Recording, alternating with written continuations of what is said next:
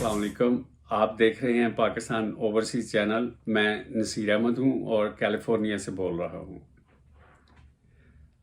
अमीर खुसरो के पीरो मुर्शद हज़रत निज़ामुद्दीन औलिया बीमार पड़ गए। अमीर खुसरो तीमारदारी के लिए अपने मुर्शद के पास बैठे रहते और उनका दिल बहलाने के लिए उनको किस्से सुनाते रहते। हज़रत निज़ामुद्दीन औलिया जब सेहतयाब हुए तो उन्होंने दुआ दी कि जो भी इस किस्सा को सुनेगा अल्लाह उसको तंदुरुस्ती देगा। बाद में ये किस्से एक किताब की शक्ल में शाया हुए। किताब का नाम है किस्सा चहार दरवेश और ये फ़ारसी में लिखी गई। फिर 18वीं सदी के आगाज़ में मीर अमन देहलवी ने इन किस्सों का उर्दू तर्जुमा किया और जो काफ़ी मकबूल हुआ। इस किताब का नाम उन्होंने बागो बहार रखा। बागो बहार दरअसल उर्दू में किस्सा चहार दरवेश है। किस्सा कुछ इस तरह से शुरू होता है कि इसमें 4 दरवेश हैं और एक बादशाह है जिसका नाम आज़ाद बख्त है। किस्से के आगाज़ में आज़ाद बख्त अपने महल में होता है तो वो इस सोच में गुम होता है कि इतनी बड़ी मेरी सल्तनत है।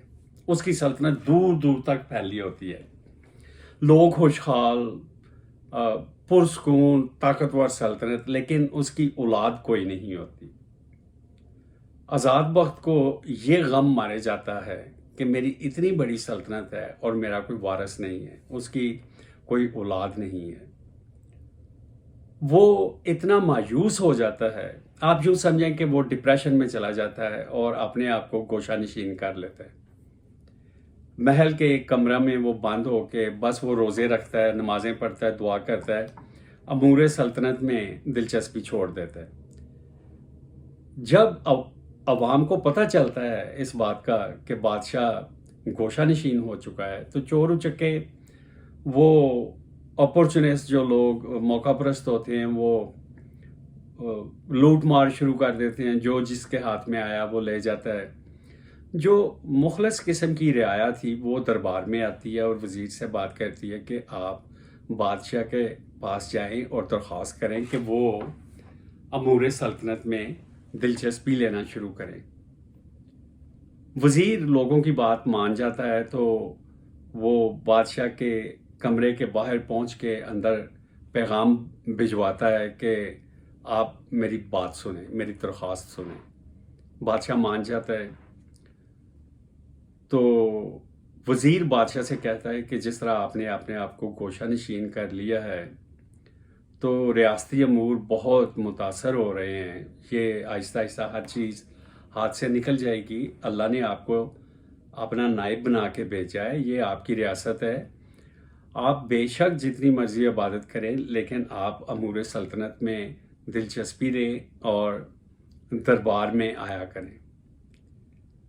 तो बादशाह उसको कहता है कि तुम्हें नहीं पता कि मैं किस मुसीबत में से गुजर रहा हूँ। तो वो दरख्वास्त करता है वज़ीर के प्लीज़ आप मुझे बताएं कि आपको क्या मुश्किल है। तो बादशाह बताता है कि मैं तो औलाद के गम में नडाल हो चुका हूँ, मेरा कोई वारिस नहीं है। तो वज़ीर बादशाह को मशवरा देता है कि अल्लाह ने फरमाया है कि मायूसी गुनाह है, तो अल्लाह के नज़दीक ये कौन सी बड़ी बात है औलाद देना, वो जब चाहे दे सकता है।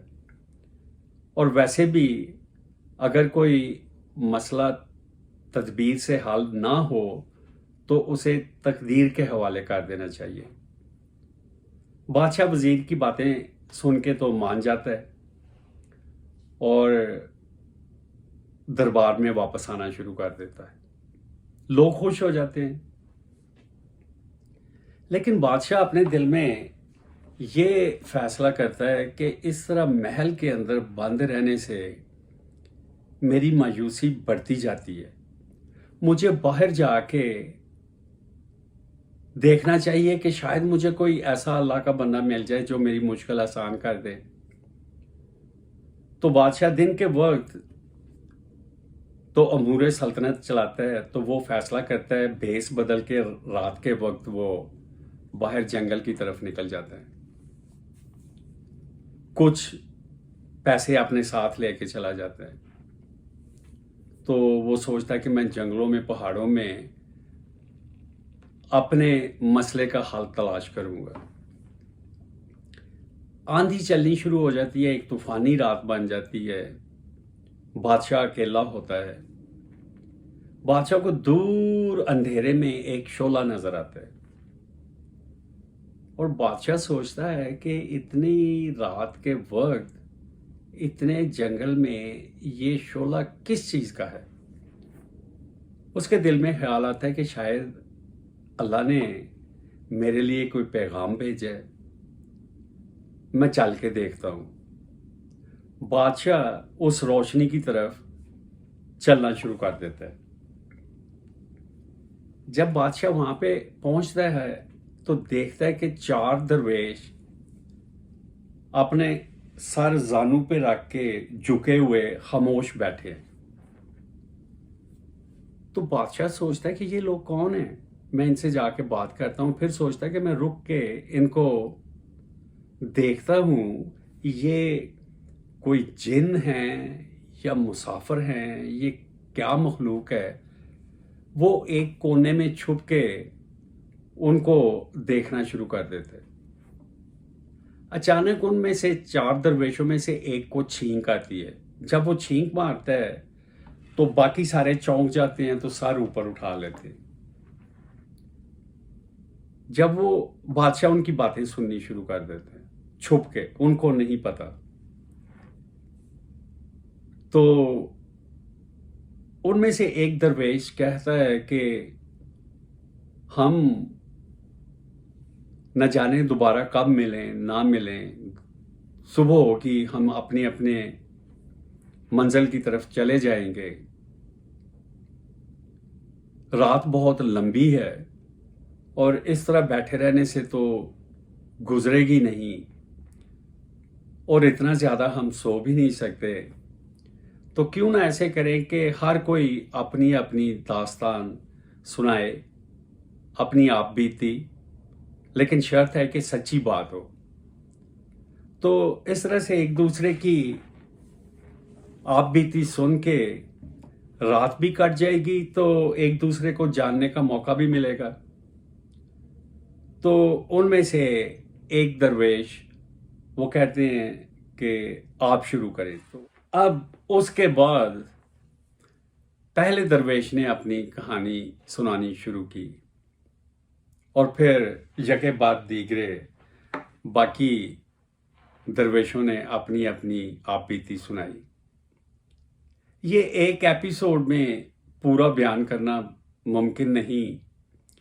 اگر آپ کو دلچسپی ہو تو مجھے میسج بھیجیں، میں باقی ہر درویش کا قصہ آپ کو سناؤں گا۔ بہت دلچسپ قصے ہیں، ان کے ساتھ کیا ہوا، وہ کون تھے اور کیا کرنا چاہ رہے تھے۔